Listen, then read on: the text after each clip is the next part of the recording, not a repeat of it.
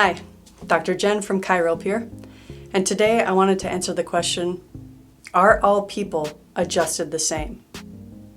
And the simple answer is yes.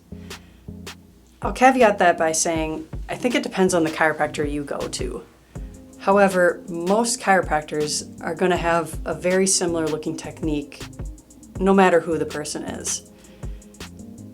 If you have a good, quality, gentle, safe chiropractic technique, you should be able to translate that and apply it to anybody. I'm not saying a spine is a spine is a spine, but kind of a spine is a spine is a spine.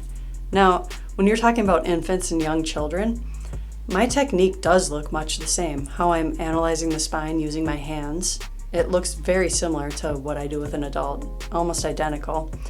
The only difference is in the application. You know, a tiny little baby, they're not going to require a whole lot of force to make an adjustment. And when you're adjusting a baby, you're just applying some gentle pressure.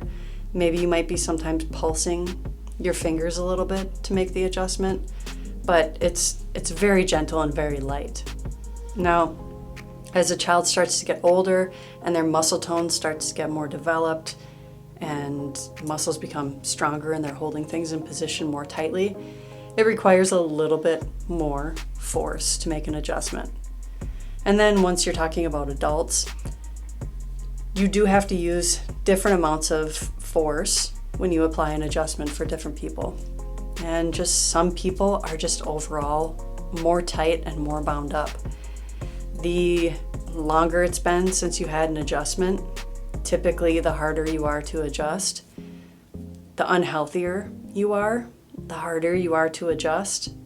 And the older you are can also sometimes make it a little bit harder to adjust if you've not been adjusted much leading up to that.